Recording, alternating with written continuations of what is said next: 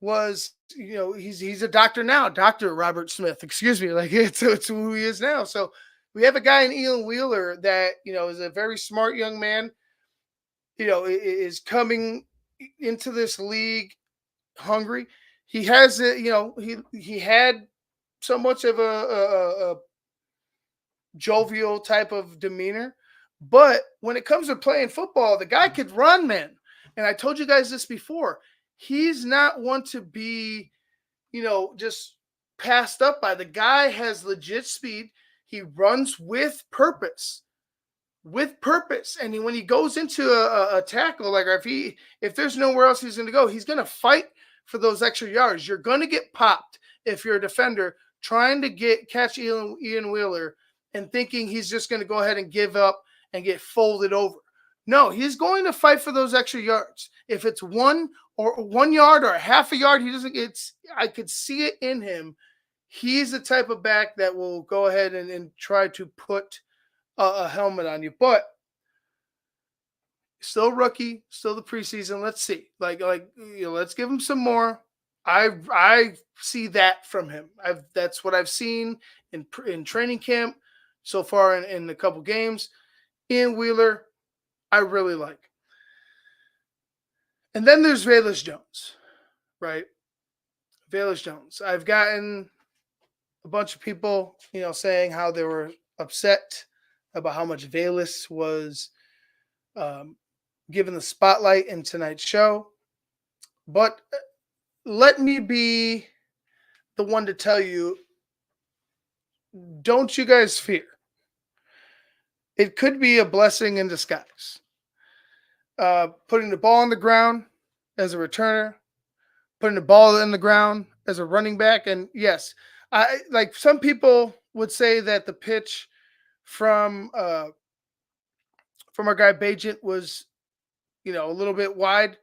But if Velus is running through that, he's not, if he's running through that and he's a running back and he understands how to play the game, he's running through that ball, he's catching it, and he's continuing on his way. Velus to me has issues with pulling the ball in. He wants to go before he catches the ball. So pitches out of the backfield to me are suspect. Even end arounds, like maybe if you toss it within a foot or you just put it in his gut. Up the middle concerns me again. Like it really does. Yeah, like you have a guy that's put the ball on the ground multiple times. Yeah, he's big. Yeah, if you get him into some space, he could run over somebody. But you get into certain situations, you can key in on a guy like Velus Jones.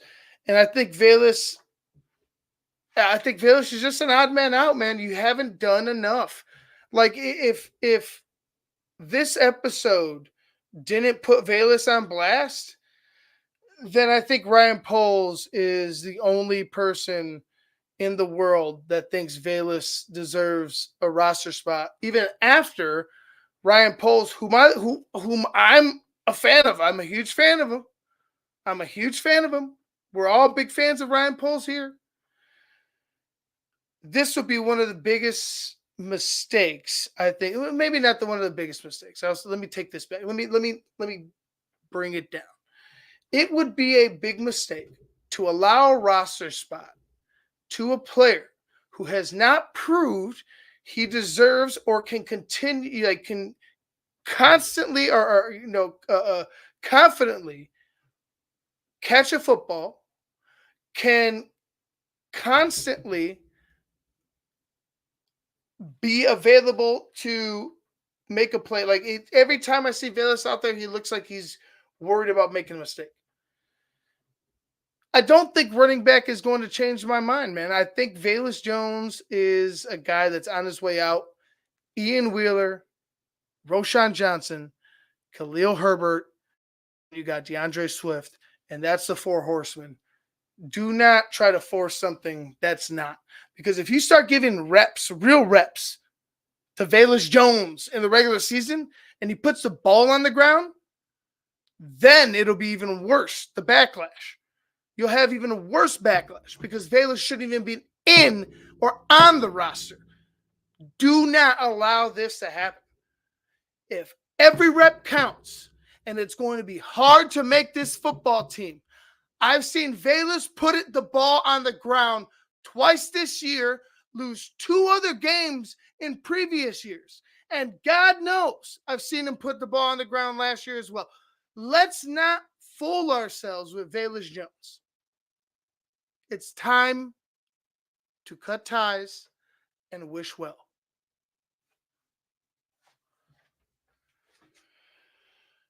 That is my Velus rant. Like it's hard to make to have an argument for Velus Jones other than he's athletic, he's big, he's fast. Can he hold on to the football consistently? Can you trust him to make big plays? No, you could see it in him, but he just doesn't do it enough. He hasn't done it enough. Now we're switching positions with Velus. Let's come on. If it's going to be hard to make this football team, Velus should be cut this week. Let's move on from Velus. I loved DJ Moore's family being highlighted. The ice cream museum or wherever they were at. DJ did not like the hot dog. Neither did his daughter, which and I'll tell you this. I probably wouldn't have liked the shit either. I'm not gonna lie, I'm not gonna hate on what they do. Somebody might like it, but just look at it, I'm like, I don't think so. Not for me. Not for me. But love the idea, love seeing the interactions with the family, with his daughters, seeing a little bit more of DJ, the personality of DJ.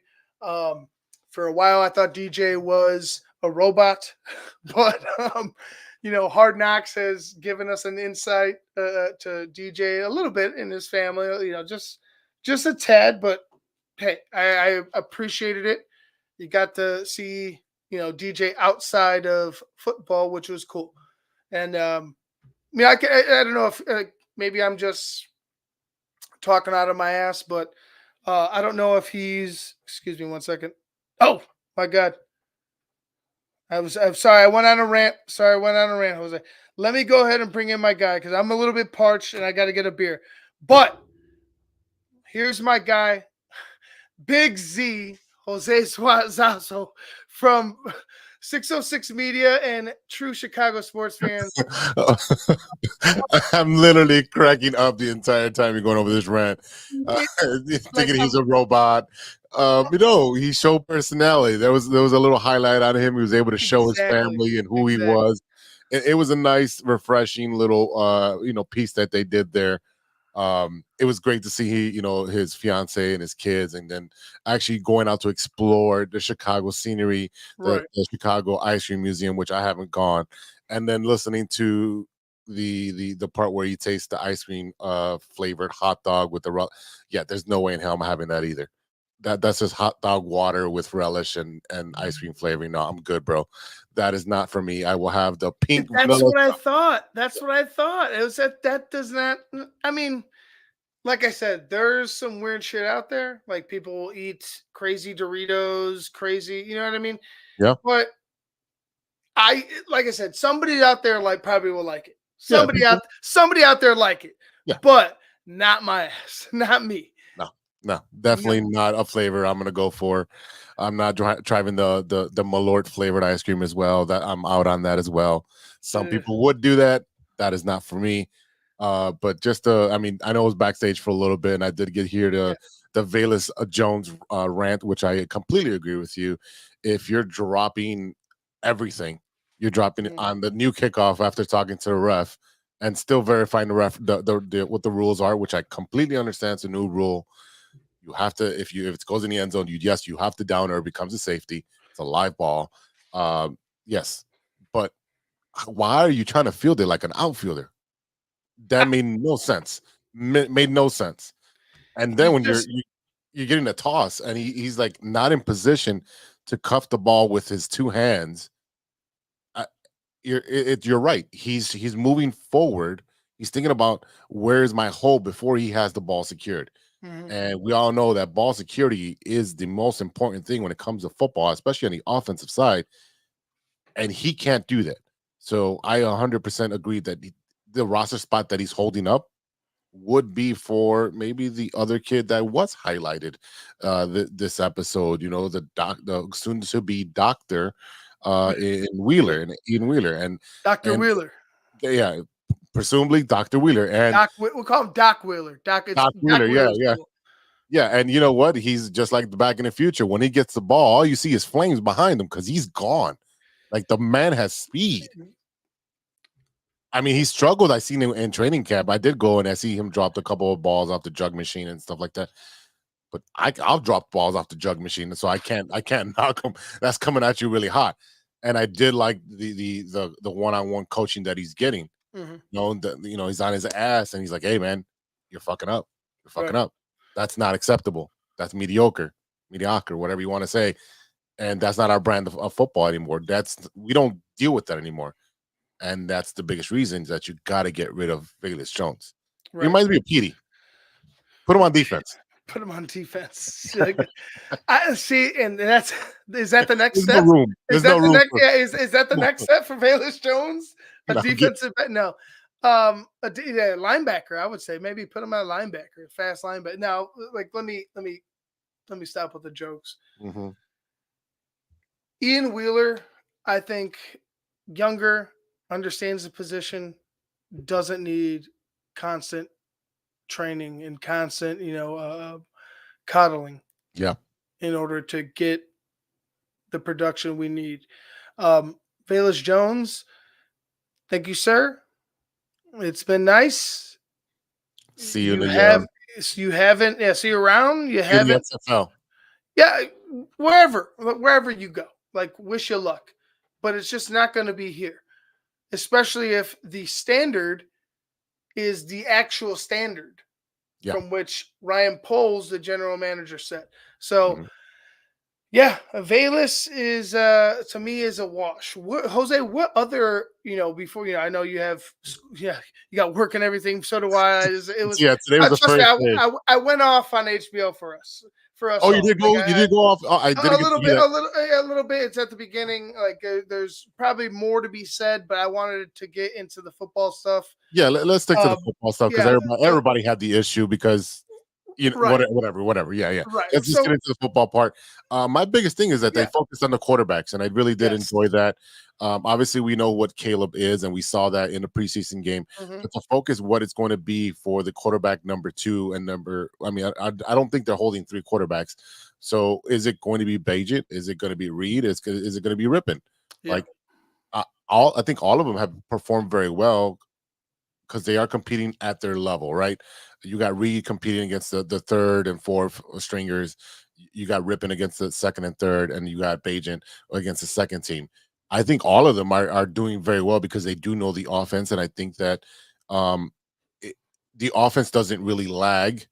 And I understand it's second, third, and fourth, graded Hmm. guys that are playing, but there's not really a drop off because if they score 33 points and they're like, "Oh, we can run the ball with the new kid. Hmm. Keep giving him the ball."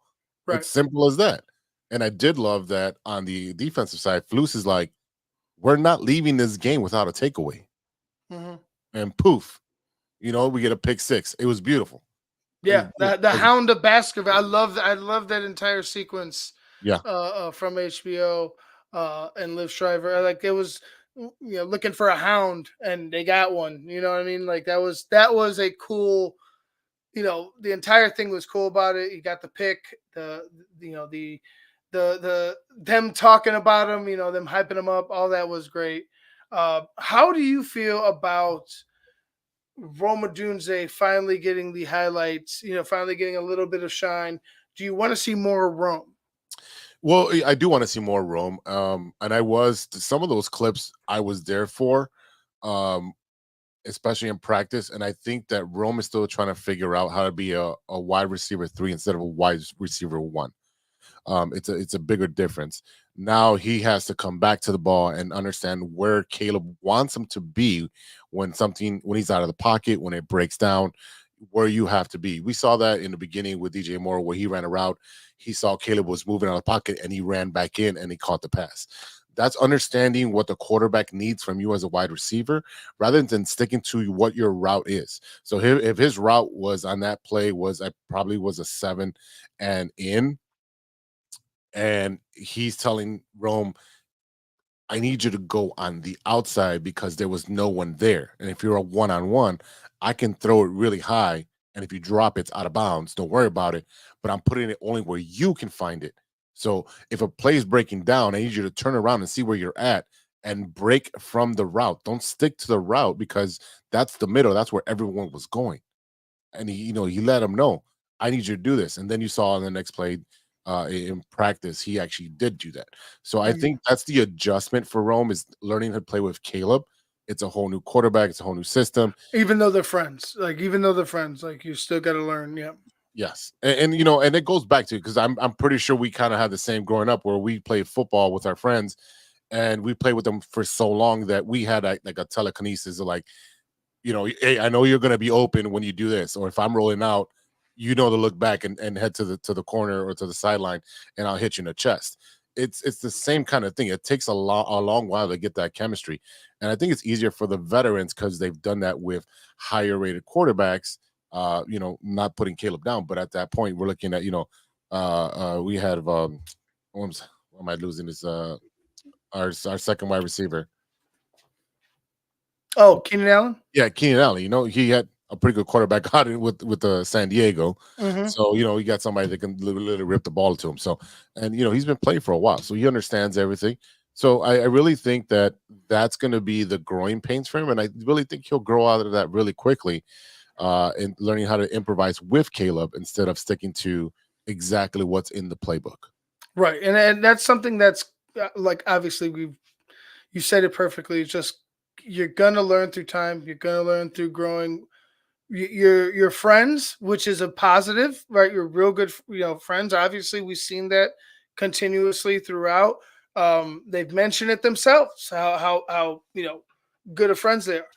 Yeah. So I would just imagine, like you said, right now Rome is in a position where he just needs to learn how to be a third string wide receiver, right? Not necessarily, a backup or anything. He's definitely going to be out there a lot, but he needs to learn the ins and outs of being a professional wide receiver.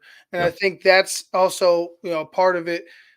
And somebody was mentioning that they were hiding Rome earlier. Let me see.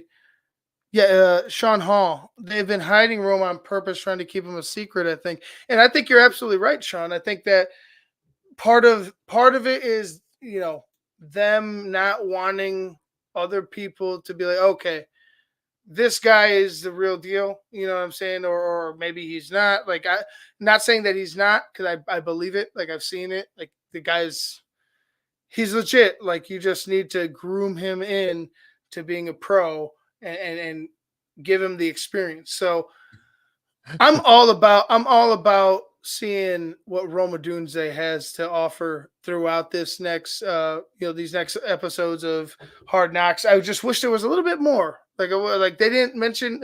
Did they mention his mom? Did I miss that? No, they just put her on screen. I was like, yeah. Who is that lady?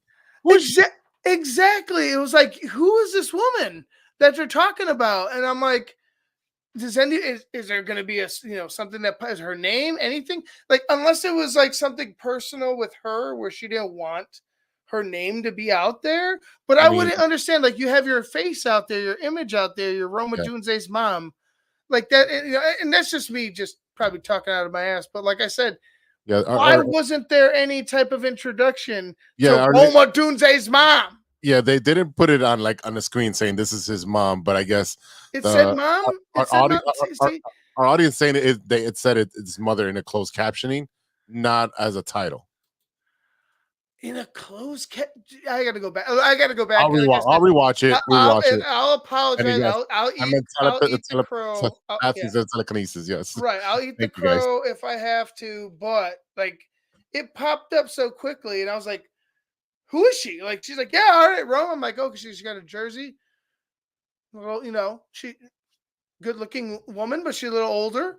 Yeah. Like, obviously I was like, it's got to be his mom or something. Like, I just didn't see it fast enough. They got to let people know, or at least give her some plug. You know what I'm saying? Like, hey, it's Roma Dunze's mom, Liv Shriver. You can't mention his mom real quick. Like, if somebody would have mentioned his mom, I would have been like, like we would have been, oh, it's his mom. Focus in. What do they have to say about his mom? Like nothing. Like there was nothing Yeah. about We Rome's know. life. Yeah, because for Reed's family, we That know who they are because they said, "Oh, these are his parents," and they've been there for 2 straight games trying to see him get plays. We understood it because they said it there, like this is Reed's parents, and their son is actually going to get 3 plays, and then the storm came, and he's actually going to play now. We were invested in that. I mean, where's the connection? Come on, right, HBO.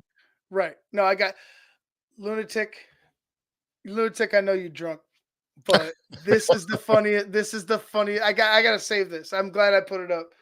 Suddenly, Valus Jones is likable. After like that's what they're trying to do. Like all of a sudden, They're humanizing him. Valus Yeah, is like a that's what yeah. that is. They're That's what they're trying to doing. humanize Valus Jones. Oh, you're I 100% lunatic. I 100%. I definitely agree. How did you feel about Chad Morton, the running backs coach? Oh, I, dude, I know you. I know you spoke a little bit on it. Like I was like, this dude's got some fire into him. yes, And I love that. I love that because that's just gonna get these guys just amped up to go. And I think between Khalil Herbert, Roshan Johnson, Travis Homer, and hmm Wheeler, those guys, they right. need that. I don't think Swift needs that. I think Swift has his own, Mercedes Porsche motor that's just gonna go. He doesn't really need that. But the rest of the guys, they need that kick in the ass. Like, hey man, if you can't do it, the guy behind you is gonna do it, and he's gonna take your job. And they need that. We hmm really need that, especially with the Bears, because we've been in the middle of the road or at the bottom of the barrel for so many years, and we're known for defense and running the game and running the ball. So let's do it.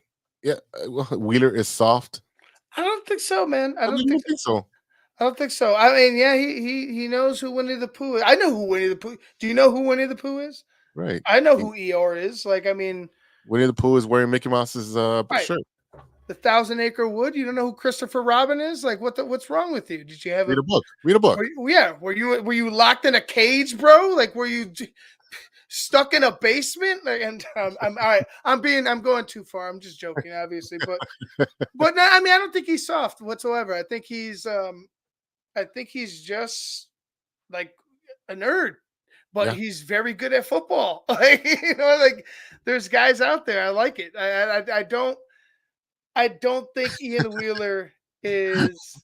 Devin apologized. Yeah, Uh, I don't think Ian it's Wheeler all is. in fun and games, man. It's all in fun and Yeah, games. yeah, yeah. I don't think Ian Wheeler is a lesser running back than Valus Jones, and that's why I think he need. Like, if you're gonna keep four, keep a guy that knows the position rather than a guy that's That has 3 days playing it. Yeah, 3 days playing it. exactly, No, exactly. I'm good. We have a comment here. Do you feel Saturday? Do you feel guys? Do you feel that Saturday will start the first team?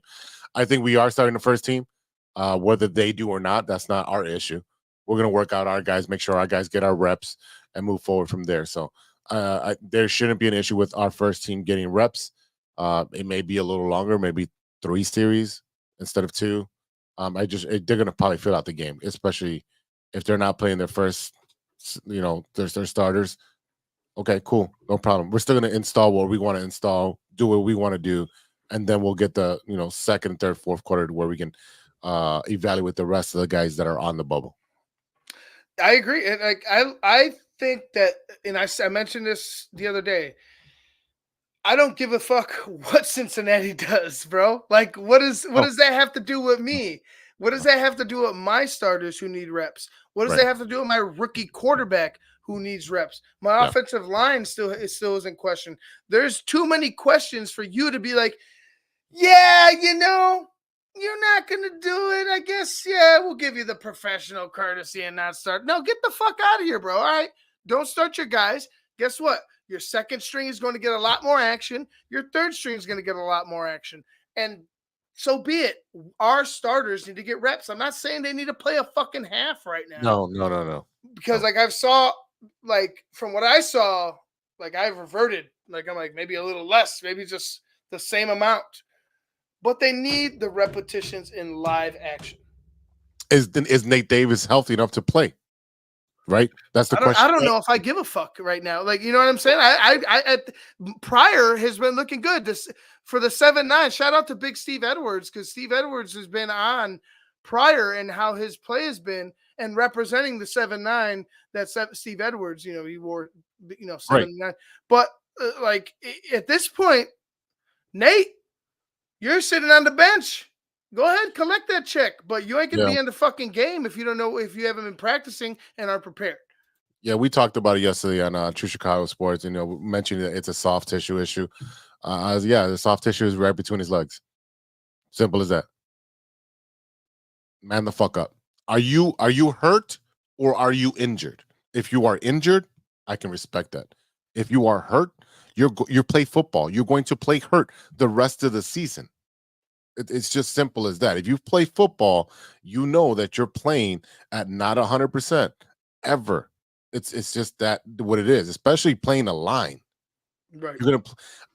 How many times do we see guys with like cast on their legs and cast on their arms, still blocking and it's just what's the issue? I get it. No, so I apologize to HBO. They did show his mom, Nasia Bunnell. I believe is Rome Odunze's mom. So they did show her. They did give her a little bit of plug, I guess. But again, it's fresh in our mind. Yeah, like it was like, 2 or 3 times before we talk about it. Right, and trust me, I was already fucking on 1,000. I know we're talking HBO, on the phone. You're like fucking here with HBO. I called Shane twice. I called you. I called fucking Alan Bratcher of all people had it before anybody. And Alan's got a plug at HBO or something. Alan, I know you're out there somewhere. Where are you? Show yourself. He's got a fucking direct feed and shit. Yeah, like what the hell, bro? Like I was almost gonna say, hey, Alan, just jump. Let me just share it, like share screen with me or something. Whatever. Did we confirm what the issue was? Was it that they wanted to show it live to the cable and satellite subscribers first, and then put it on the app, or was it that they had an issue putting it on? All I saw was a delay. I don't know exactly. Yeah, that's what they put on their Twitter, that it's going to be delayed, and it was delayed for what was it, 80 minutes? Exactly, it was delayed for about an hour, about an hour and 15 minutes. Actually, something like that. Yeah. So I mean, nonetheless, like the episode overall, I enjoyed. The like I said, if you're talking about aesthetics, I enjoyed the blues. I enjoyed, them getting, more animated with the highlights, like with the plays and stuff. Like they showed a lot of that Bills game. They showed a lot of the player connections. Theo Benedict still doing his thing out there, even though he's hurt. But nonetheless, I think it was a better overall show than the first one. When it comes to the censorship, though, they are censoring curse words, which I find ironic because, they're allowing ass, which Chad Morton definitely said, but they're bleeping out shit. And I'm like, what's the difference between ass and shit? Well, shit comes out of your ass. Like one comes out from the other. We all have it. We all do it. It's HBO. It's HBO. Your children should be asleep. Yes. How about that? Your kids should be in bed. Yep. Nonetheless, how do you feel about that? Overall episode, I would give it an 8.5. I wasn't wowed by it. I was amused with with the eagle disclosing he had MILFs after him. Caleb was funny. He was entertaining. The stories were good. spending a lot of time on Vegas wasn't something I was excited for. That's nothing I haven't seen last couple of years at training camp, so it really didn't. I didn't think it was necessary, but the rest of it was pretty good. Exposed them, bro. Exposed them. We've known that. We've Not the been to nation, though. Not the nation, though. Oh, The not the nation nation. hasn't known that. The Well, nation hasn't known. Bears Nation, yes, but not the rest of the nation. We got Hard Knocks, a George McCaskey production. That's hilarious. Yes, bullets. Yes. Yeah, I'm excited to see more of the backup quarterbacks, especially the battle with the last 2 weeks going in.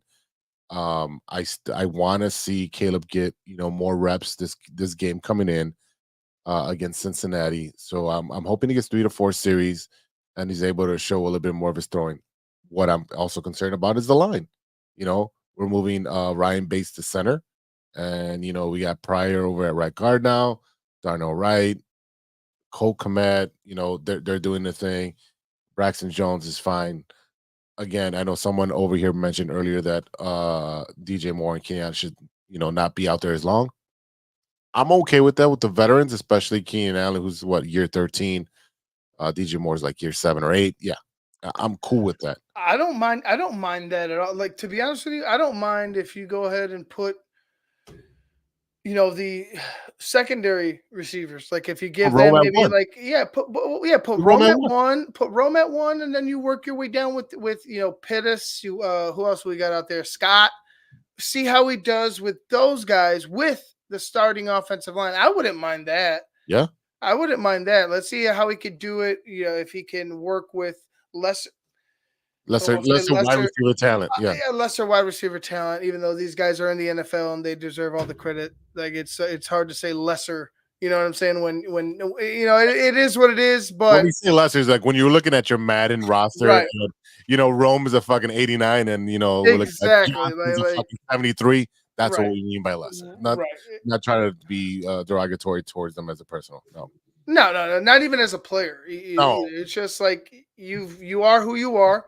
Yeah. You made it as far as you are, and I'm not going to even people know what the fuck I'm talking about. Anyway, I thought it was a great overall show. I really enjoyed it. Jose, kickoff holder. right, yeah, kickoff holder. You nailed it. Nailed it. It would go right through his hands, Chris. Like, definitely, it would go right through his hands. The kickoff holder.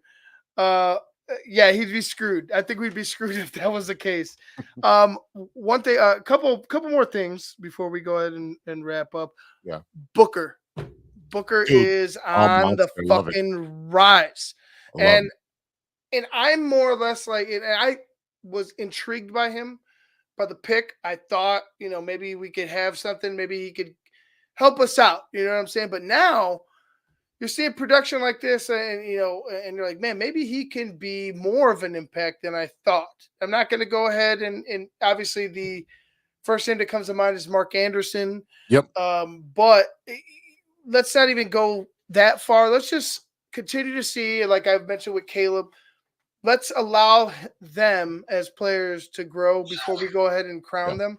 Like, I know Caleb is different because Caleb's the first overall pick. It's hard.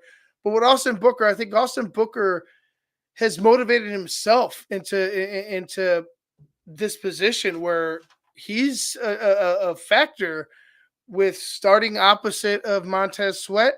If they don't go ahead and get another pass rusher, or if even if Dominique Robinson starts opposite of Montez Sweat, he's going to be that number. I would imagine him being the number 2 rotational guy behind, Sweat and Robinson. So he's been showing me a lot of good. 3 sacks, I think that they said. I think NFL Network had 2.5, but it was 3. Yeah, he got a shoelace. Yeah, he got it on shoelace. The quarterback went down.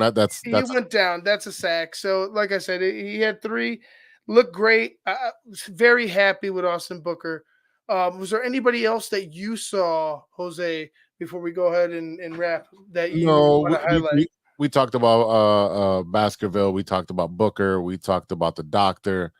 I think all of those were all the high notes that really got everyone's attention, especially because these are the stories that captivate the nation when they're watching Hard Knocks, right?